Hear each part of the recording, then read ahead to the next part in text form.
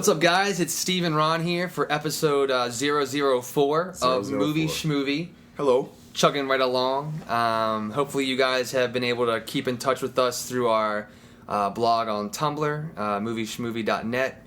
Hopefully also maybe you found your way to our iTunes podcast where you can actually subscribe. Yes, and please do that. Listen to these podcasts as we release them, because we are trying to be pretty up to par on trying to get these out at least once a week. Maybe more often than not. Well, we'll see. As movies come out that kind of get us excited or, really piss us off, we're going to try to be on top of doing a podcast for them and getting them posted as soon as possible. Like we said last time, our new feature is called the Mighty Minute Review. Mighty Minute Review. And we've gotten some emails from some people. We definitely want to encourage you guys to send in some more suggestions. And the idea behind this is basically that we're going to take viewer suggestions, pick one out each week, give a shout out to that person that suggested it, and do a review of it in 60 seconds or less. Yep. So this week we actually had us an email sent in from Alec, a buddy of ours from here in Baltimore.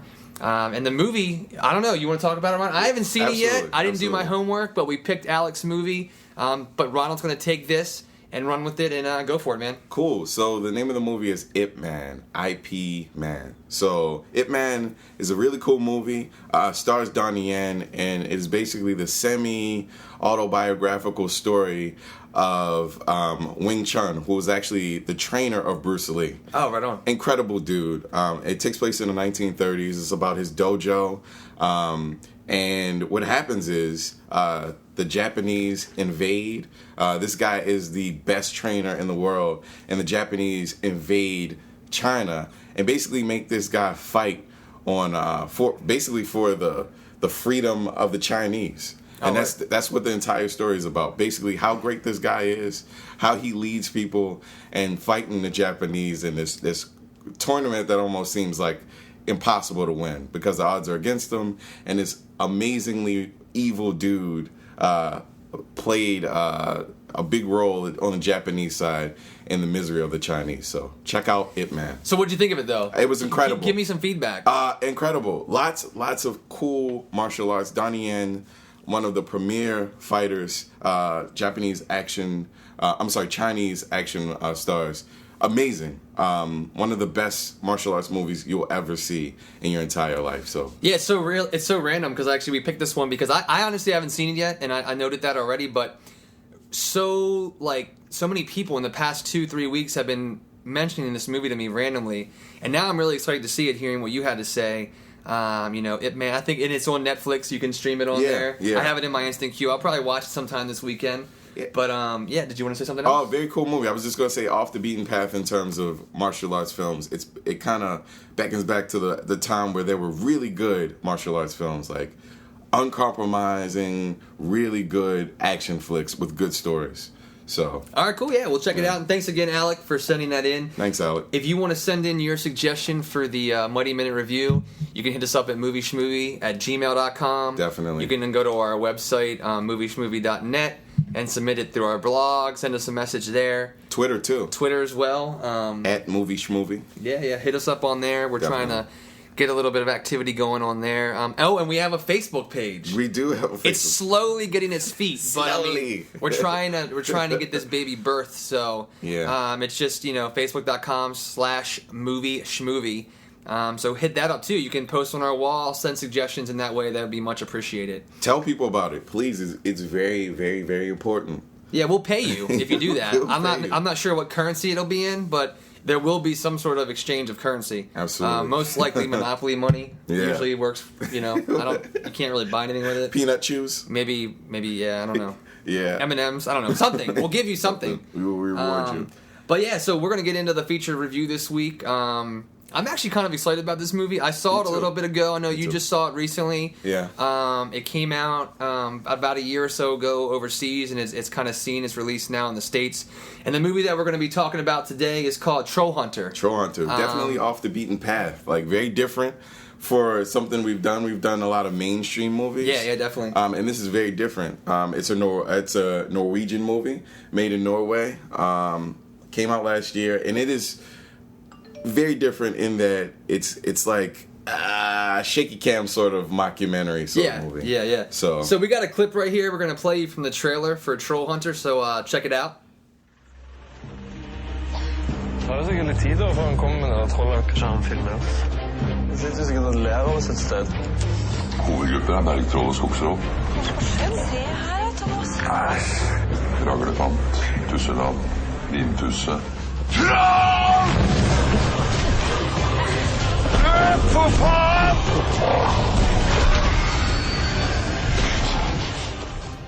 Okay, I'm not I didn't take any Norwegian language classes in high school, but I'm pretty sure the translation for all that is run, there's a troll coming, run. There's an ugly troll that's going to attack the town, please help. Yeah, I'm pretty sure that, I mean, we can contact a professional, but I'm pretty sure we hit that right out of the park. Definitely. But yeah, I mean, I don't know, we've played that as a fun thing, but definitely check the trailer out online.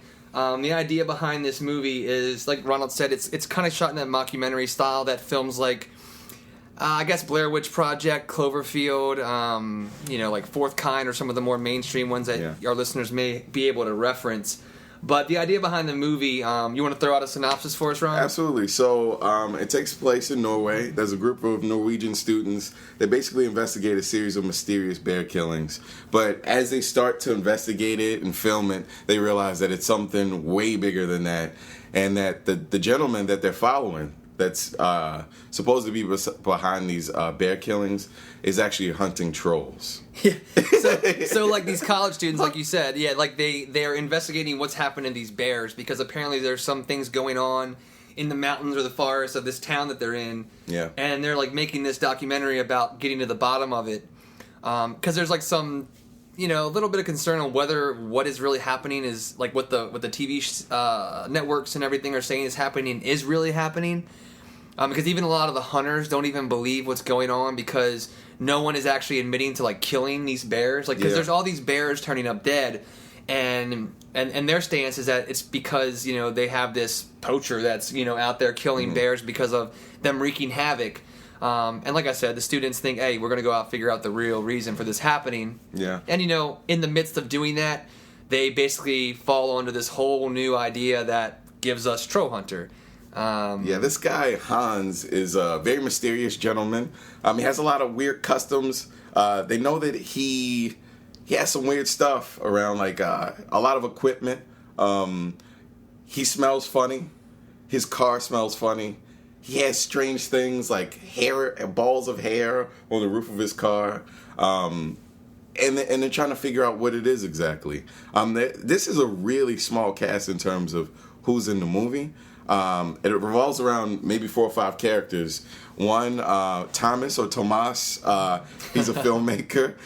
He's ambitious. He's real silly. He wants to pretty much figure out what's going on in this town. Yeah. Johanna is the sound person.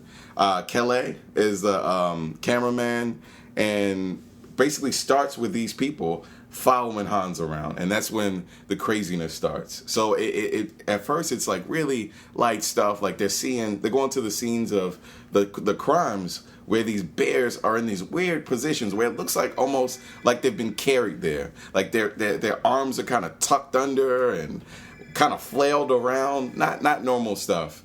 And that's something that they kind of report during the course of the movie when they talk to some of the people that actually hunt bears, that the position of the bear bodies is kind of irregular and the tracks are strange and stuff like that. And it kind of picks up from there. So, yeah, I mean, basically the thing to keep in mind too is that when they first meet up with Hans, they like we've said a couple times now, they think they're following this guy who may be the bear poacher who's killing these bears, and they're pretty persistent about it. He doesn't really acknowledge them a whole lot. And one of the evenings, they actually follow him into the woods. Who they think they're hunting bears, or that he's hunting a bear. And all of a sudden this huge flash flies up in the woods, and Hans is running out of the woods, like basically just yelling one single word, and he's just like screaming troll at the top of his lungs, and it's kind of like they obviously react because of the moment, but that's kind of what opens up the whole Pandora's box for them in saying, this is like a fairy tale, like this is like folklore, this is like a creature that people talk about but isn't real.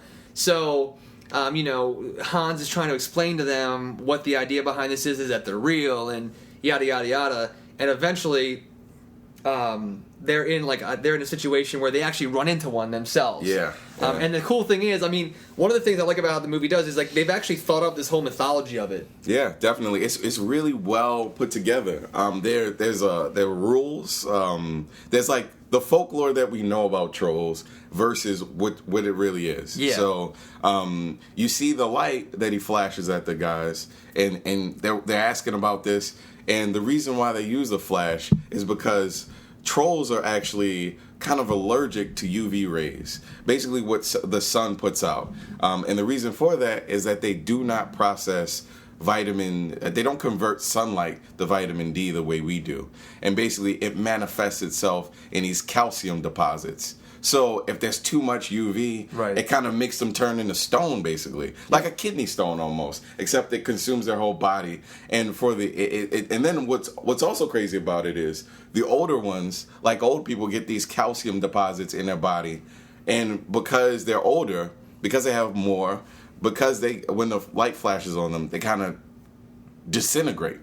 The older ones disintegrate, and the younger ones kind of explode. So it's like these weird sort of rules with the troll. It is really cool. And like beyond the rules, there's even like different like genuses, I don't know, like different breeds of trolls. Different breeds. I mean, like some of them have 3 heads. Some of them are just like ginormous, like single-faced creatures.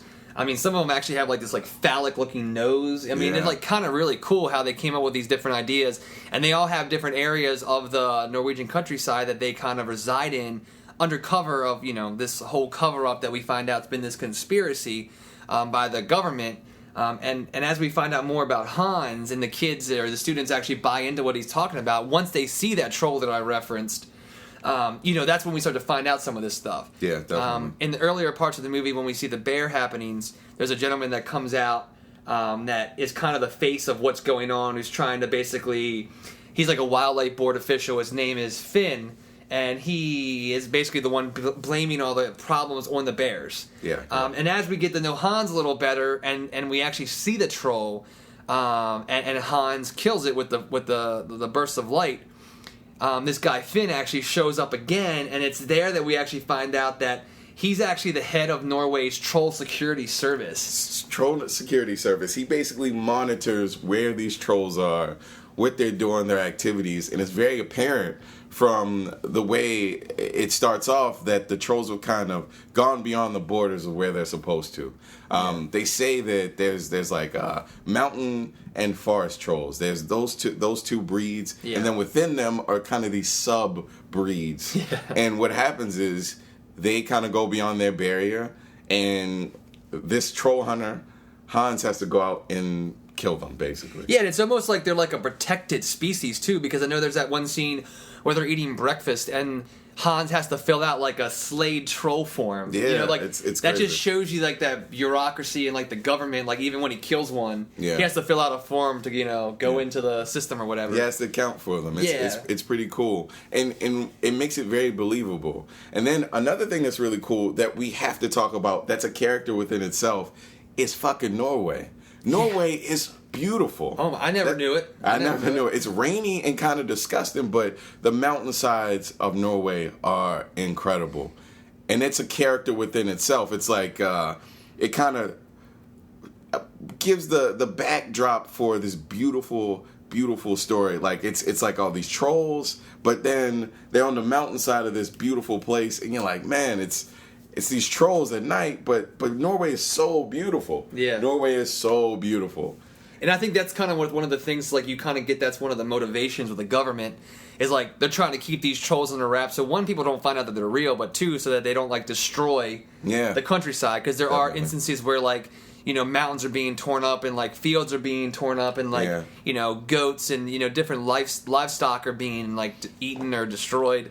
And it's kind of like tearing apart some of that beauty that you're talking about. Yeah, definitely. So you kind of catch on quickly that, you know, that guy Finn is like a part of this troll service, and that Hans is actually like a former Navy Ranger who was hired by them to be basically an exterminator of sorts. Yeah. And, you know, when these trolls get out of hand, but it's gotten to the point now where actually they're kind of losing control of them. Yeah. And the trolls are actually like, you mentioned like the mountain and the forest trolls. There's almost like this honor system. Like these trolls don't intermingle because like if they did, there's like a battle or something like that between them. Yeah, they're almost keeping these species separate. You know, definitely. There was a fight between the forest and the mountain trolls that they talked about in this area. There's a really cool way to kind of explain why this area of Norway is so filled with rocks in the field. Yeah, that they had this amazing battle a couple thousand years ago and destroyed each other and started hurling rocks at each other. Yep. It's pretty crazy. Yeah, it's cool how they like weave that whole backstory that they created into why Norway kind of sort of like looks the way it does in real life. It's kind of cool. And having never seen it, seeing it on screen and hearing that, it's kind of cool that it actually makes sense, you know? Yeah. The point the way it takes place in the movie is really weird because Hans, the character that they follow, is kind of at the end of his rope at this point.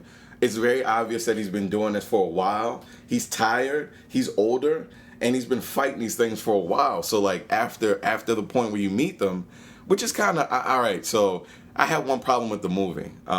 When he first meets them, it doesn't take very long for him to crack. But the excuse is that he's tired of kind of protecting the people of Norway from the trolls, and he's like, "Fuck it, they're here.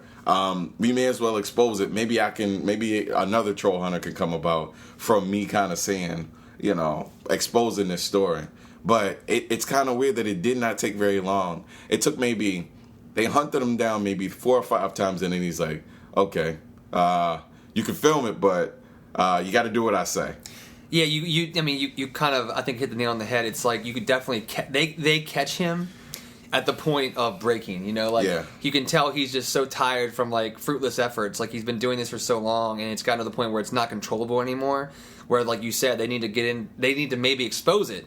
And maybe be able to use additional resources instead of keeping this such a secretive thing, which he doesn't really see it as something that is beneficial to continue to do as they have been doing it. You know what I mean? Yeah. So, that's why he kind of opens it up to the kids or the students, and brings them in. One of the things I want to throw out there, when we talked about, like, you kind of get this whole, like, backstory mythology of the troll, like, you get to find out the different, like, species or varieties, like, what they eat. Like, there's a really cool thing about how they like to chew on like rubber tires. Yeah. Like that's how he like distracts them and like kind of keeps them occupied if he's trying to do something to them, which is really cool. It also talks about like how smart or dumb they are. I mean, he kind of, I'm looking on the site right here, and there's a quote from his, he notes to the students that he once saw a troll try to eat its own tail. That's how dumb they are. Yeah. Like they're just scavengers and they want to eat, and like they literally tried to eat themselves. Yeah, definitely. So it's kind of cool that they put it in perspective of what kind of creature it is, even though they're so huge and looming and in some forms threatening,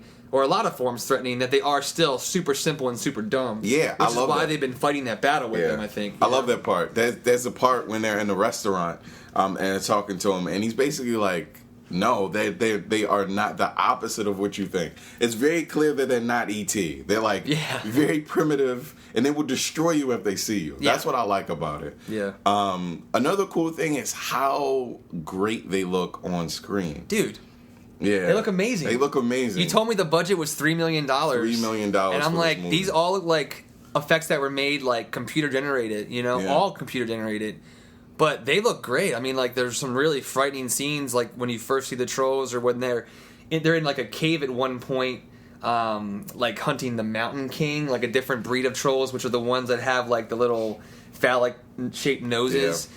And they're like kind of camping out because there's nothing in there. They're waiting for them to come back. And like when they all come into the cave, and like how much movement there is, and like lack of light, and there's like flashes of, I don't know, just like where you can kind of just basically make out what they look like. I thought they looked awesome. They look really nice. One thing that I guess they respected is lighting. I think that's a big part about why things look horrible now, is that they don't respect light. Light is one of the most important parts about a movie. It's either, in that movie, it's either very bright or very dark. And when the trolls are there, they blend into a background very well. And that's something that you don't see very often in movies. The only movie I really saw it in very recently was Super 8. It respected kind of the lighting of the monster, and it doesn't look like it's kind of imposed on the background. So, yeah, it was crazy. Yeah, I mean, I think there's a lot of respect being given to that. I mean, I think that the film looks great, you know, for the budget it was, and also, I guess, the timetable they were on. I don't really know what their shooting schedule was. It seems like it was made pretty quickly from what I read. But, I mean, you know, if you didn't tell me it was $3 million, I definitely would have thought it was a big... definitely. Probably north of, like, 10, 15 million. Definitely. Just how good Absolutely. it looks. Something that we mentioned right when we started was, I mean, I kind of wanted to just throw this out there because the movie came out like a year ago or so in Norway, and it got its U.S. release, Magnet releasing, and Magnolia Pictures, which, I don't know, Mark Cuban, you know, the Mavericks guy, who's riding a high right now. Jerk. Yeah, right? Jerk. They're actually who are responsible for releasing it here in the States. So it actually, you know, came out in some theaters, I think early June, and it's being rolled out in theaters now across the country. It actually goes all the way through the end of the summer, and I mean, it's going to basically be playing almost in every state in some way, shape, or form. Yeah. Every state except for Maryland, I think, where we literally are right now. Yikes. Closest one is going to be in D.C. in July, but I'd recommend you hitting up their official site and seeing, you know, when it's going to come to a theater near you, because it is a pretty cool movie to see in theaters. But the other cool thing is that if you have like an on-demand service at home, you know, you can get it that way too. You can see it there, yeah. It's kind of cool that they're making it available. I know Mark Cuban is a big supporter of, you know, digital media and giving access to media on many different platforms. And I mean, I know from my my past career, Mark Cuban is like he's a front runner for it. So I think it's really cool that he got behind this kind of movie and threw it out there, because I think a lot of people are catching on to it, and it's kind of getting onto its own little like cult status. Yeah, definitely. You know, if you will. It's definitely the steps that they're taking are definitely building this sort of thing, randomly scattering it around, having it be a movie that not very many people know about, but like the people that are kind of movie followers, you know, fans of really good movies like this, kind of and different movies, grassroots. Like it's good to have a movie kind of start off like this. It reminds me of the momentum that Donnie Darko had. I know that's really random. Yeah, I can see where you're going with that. It had no distribution at first. Yeah, and it didn't really start showing up until like the DVD release, but once it did, it kind of caught like wildfire. And every time I look on somebody's page, like favorite movies, I always see Donnie Darko. For sure, it's like one of those movies. Yeah, I mean, it's definitely a movie that's going to be, you know, live or die on word of mouth because of how different it is, and it's kind of definitely you know, a niche kind of genre film. But I think in the States, even so far, with its limited exposure so far, it's definitely gotten its nice group of followers. I mean, if you have a chance, if you YouTube the TROLLHUNTER Strikes Back, they like did a mashup of TROLLHUNTER versus Star Wars. That's crazy. It's like got 1 million some views. It's like a pretty funny video. And also to note, when it opened here in the States in its initial release, I think I said at the beginning of June, I think it was like around June 10th or so, they announced that for here in the States, Chris Columbus, who is a director, you know, he did like Home Alone, he did the first 2 Harry Potter movies, a lot of movies that a lot of people probably know about. His production company, which is called 1492, they actually bought the rights to remake the film here in the States. It was me. And I know we want to talk about this because... Please do. Let's get into this. You know, remakes, you know? I mean, they're prevalent. Some are successful, some are not. But, you know, the interest in this film, and I think they see opportunity in it, obviously, but also maybe potential to remake it. So I don't know. They're going to plan on releasing that in the next year or two. Like I said, through Chris Columbus's company. I'm not sure if he's directing it, but I know he's on as producer. But, you know, definitely keep up on that. But let's talk about remakes, because I know we had a little combo before we started. You, not so much. Me, a little more. Why don't you throw your idea out there? Yeah, so I think that it's very strange when movies are remade. It depends. In the case of this makes more sense to me, but the idea of remakes bothers me. No, it's Norwegian, so it's another language. I hate when something's like a British movie and gets remade. Literally, like they speak English. Why would you remake a movie? Well, that's another issue, because some people literally, I mean, I guess with speaking English, like the British movies you're talking about, it's a good point, because like some people just say, oh, we can't understand it. Yeah. Or it's so heavy or whatever, like their dialogue is so thick. But sometimes they remake those movies, I feel like, for the idea like, oh, let's put some build actors who is actually going to get an audience and to see this film. You know, we can take a movie that's incredible, you know, from the UK that has nobody in it that anybody would reference. Absolutely. And it makes, you know, $1 million here in the States through art house cinemas, and it may be a hit overseas. But then a studio comes along and says, you know, okay, well, let's buy the remake rights to it. Let's put Will Smith in it. Like I'm referencing like the long overdue Old Boy remake that's being done. Yeah. You know, Will Smith, let's put Will Smith in it, which is a guaranteed probably $100 million. Definitely. I understand the motivation, and I feel like they want more people to see the story. Mm-hmm. But sometimes it is kind of like, it's so obvious that they're like, let's make $100 million. It's also the dumbing down, the watering down of kind of the complexity of some stories too. Yeah. That bothers me a little bit. Okay. If it's not quite always given the respect that it should be given. But that's not universal, obviously, because the girl with the dragon tattoo, it looks incredible. Like I'm trying to like be nice. I was hating it at first. I know at first we talked about it. You weren't too excited. I watched the trailer again. I'm like, holy shit! It looks good. It looks incredible. In fact, so I'll give that a chance. But most remakes kind of irritate me. My take on it is beyond what I said before about like putting the right cast in it. Mm-hmm. I feel like for most cases, I'm almost down for remakes, and I don't really hate them. Mm-hmm. Only because, like, if I like a movie, I'm not as protective over it as a lot of people are. Don't change it if it ain't broken, or don't fix it if it ain't broke. I agree with that, but I'm almost up for the challenge of saying, okay, this is really good, but either make it great, or it's going to suck, or it might be on par. I'm not really opposed to going into a remake and saying, oh, you know what, that wasn't that good, I like the original more. Because the original still exists. Yeah, it's still absolutely. there. I still have it on DVD or whatever it is. I just like it, because like, I feel like, okay, I love this idea, or I really like this idea. Let me watch it again and see if maybe they were able to improve on it at all. Yeah. The first things come to mind, like, as much respect is given to Texas Chainsaw Massacre and Dawn of the Dead from the 80s or 70s and 80s. Like, I've never been a huge fan of those movies. I respect them for what they were and are, but the remakes of those movies I loved. I loved those two remakes. Really like, I like them more than the originals. They were good. I just think it really depends on the source material and also the audience. Some people that may have not seen those movies back in the 70s and 80s, like the horror films that I'm referencing, they may not get the zeitgeist of what those films were at that time. Right. And seeing it on a different canvas in today's age, I feel like kind of gives new perspective sometimes. So the Trollhunter, if they remake it, that won't bother me so much, because it wasn't a movie that I was super duper attached to in that way. Yeah. But I felt that way about Record when they made it, an American version of that. I didn't like that at all. That was Quarantine? Quarantine, right, yeah. Right. When they did Quarantine, it bothered me because it wasn't quite given the same sort of attention that the original was given.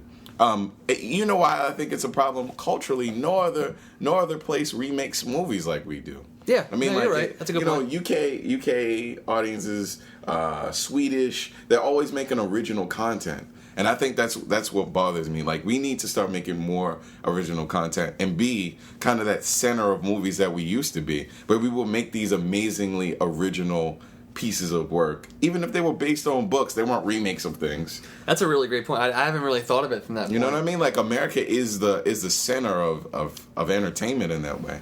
So I'd like to see some more original scripts. That's why people like J.J. Abrams kind of really, really, really make me happy. You know what I mean? Yeah, no, I never thought of it like that. It's a really cool way to think about it. I never examined it from saying, like, what British film is a remake of a U.S. film? Just don't do it.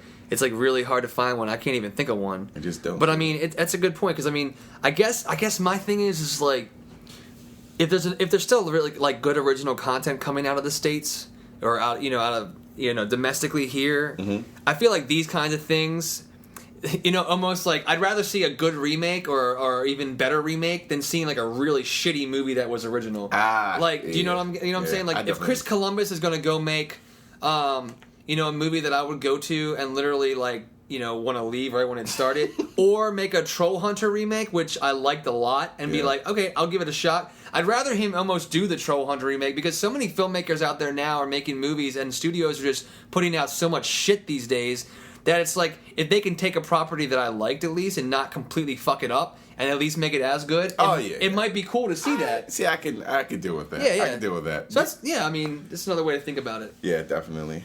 So I guess overall, what'd you think about the movie? Honestly, I loved the movie. I feel like when I saw it, like I went right to my my social media, Facebooks, and told all my friends about it. Yeah. And I think you and I were talking about it when I saw it. I actually like the mockumentary style as long as it's done well. The shaky camera thing, it doesn't bother me at all. I like kind of just completely diving into this like idea that this stuff could be real. Definitely. And I'm down with it. I think it looked awesome. Like you said, the countryside stuff was really done well. I like the attention to detail in terms of building a backstory for these trolls instead of just throwing them out there and be like, yeah, trolls are out there, deal with it. Yeah. They had this cool little mythology with it. And there's something else we didn't even mention is there's a lot of cool little bits of humor in the movie too. There are definitely. I like the injection of humor. It doesn't get too serious or too scary. It is kind of a horror thriller, but there are definitely a lot of moments where you're like, okay, that was funny as hell. Definitely, that's definitely a lot of weird things, especially because the trolls are ugly as hell and they have a lot of sliminess to them. So there's a lot of grossness with whatever Hans is collecting from them. So yeah, they kind of give that creep factor. It's fun. What about you overall? Overall, I enjoyed it. It wasn't the best shaky cam movie I've seen. Yeah, but it was really well done. I kind of don't like the whole idea of this is footage we found. Oh yeah, that bothers the shit out of me. We actually didn't mention that because that's actually relating to how the movie ends. So the entire time, we're not going to ruin anything by saying this, but Hans is going after this one type of troll, and they're in the snow-covered hills of Norway, and he does this thing, and all this stuff happens, and like I mentioned earlier, Finn, we found out is the guy that is the head of the Secret Troll Service. Mm-hmm. He basically comes once this big event has happened, one last time at the end of the film, and the last thing that you kind of see is oh yeah, they're chasing the students, the camera's shaking, camera cuts out. And you see the little title card this is the footage we found. Yeah. And you see before that happens or before the Finn arrives, Hans kind of just walking off in the distance, either he's leaving this behind or he's going to hunt the other ones to get rid of them for good. Yeah. It's kind of the ambiguity there is kind of cool, but you have that thing like you said, this was footage found from 3 students in the hills of Norway. 3 or 4 shaky cam movies I've seen that I'm going to mention, Record, Quarantine, Cloverfield. Yeah. All of those have that ending, and it bothers me. So that takes a little away from it. Yeah. So overall, I did enjoy it, though. Cool. Yeah, I would say definitely check it out. I think it's worth a watch, especially if you can get down with reading subtitles. If not, you're an idiot. Because, you should be able to read now. I fucking hate that when people don't want to go to the movies because it's a foreign film that has subtitles. Yeah. I understand if you're get over it. If it distracts you or whatever, but get over it. Literally, I feel like reading subtitles sometimes makes me even more engrossed in the film because I'm not distracted by anything. I'm reading the screen and not only seeing the words, but seeing what's going on behind the words. So do yourself a favor and brush up on a reading drill or something like that. Go see the movie if you can. The biggest word they use in that movie is investigation, a 5-syllable word. So I think you can handle watching it.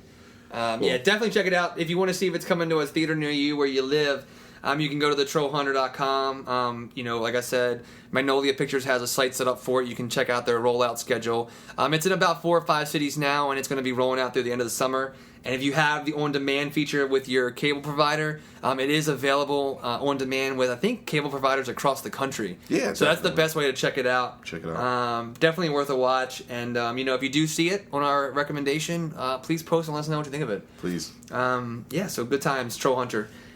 We're going to move now into our DVD quick picks. Yep. Again, this is where we kind of just each pick a movie that's available on DVD. That relates in some way to this week's featured review film, which was The Troll Hunter once again. Cool. And Ronald, throw it out there. You go first, my friend. Yes, so the first movie is Man Bites Dog. It's a 1992 killer sort of mockumentary movie. And it's very ahead of its time. Like I said, 1992. It revolves around Ben, a French killer who a camera crew kind of follows this guy around. And first, it starts off with them sort of following Ben's murders, right? So they start filming it. Okay. And it gets crazier and crazier. And then he wants the cameraman to get involved with the murders and the rapes and all the chaos that's going on. And it kind of escalates from there. Wow. It is a sick-ass movie. And it's done in that shaky cam sort of style. And it's worth it. And it's so old. It's crazy that in 1992, this was the French's sort of I don't know. It's a cool movie. Check it out. Wow. Man Bites Dog. I've never even heard of it. I'm going to watch it. Yeah. Is it available? It's on DVD? Is it on DVD. Netflix Not also? on Netflix for some reason. That sucks. Okay, well, we're sticking with the whole mockumentary shaky cam thing. I'm going to throw a random ass movie out there called The Incident at Loch Ness.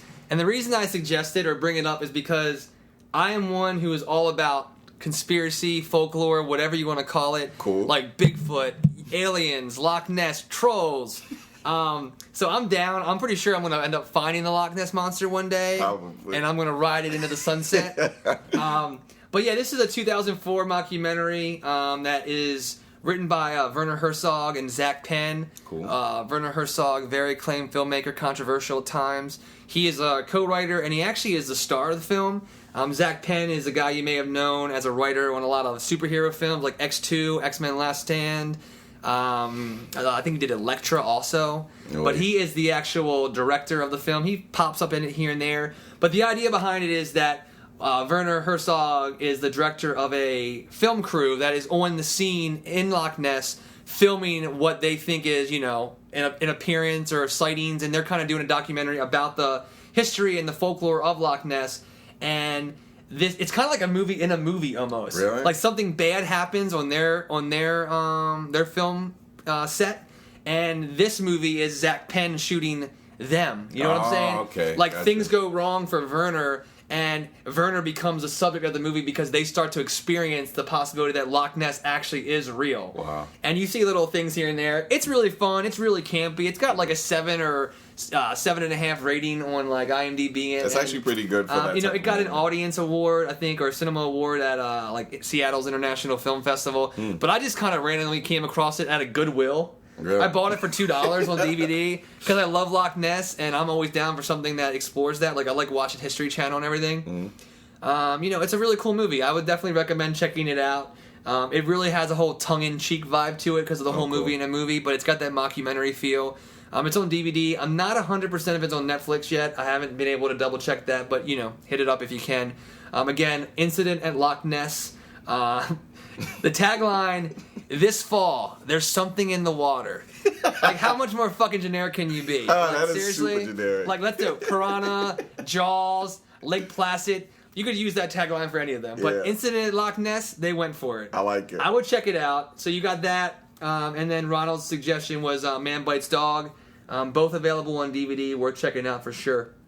That's going to wrap it up, I think, for this week's podcast. Movie Schmovie. Once again, please, word of mouth is where it's at for us. We're not paying for advertising. We're not like some, sponsored thing or anything like that. We're two dudes that love movies and love talking about them. So this can be a two-way conversation. So if you want to talk with us, like I said earlier, we have many different avenues to do so.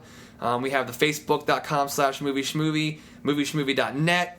We have the Twitter, the at Movie Schmovie. At Movie Schmovie. Email us, movieschmovie@gmail.com. So we have lots of avenues. There's no reason why you shouldn't be talking to us. Unless you're learning how to read again so that you can watch Troll Hunter, and then I'll allow it. Yeah. But seriously, guys, really, hit us up. Let us know. We need some more suggestions for next podcast's Muddy Minute Review. So if you have any suggestions, please send it along. And I want to give a shout-out to our new friends over at cinemit.com. That's CINEMIT.com. It's a really cool website. We touched base with through Twitter, actually. They do like a program where you can join their site and have access to free advanced movie screenings.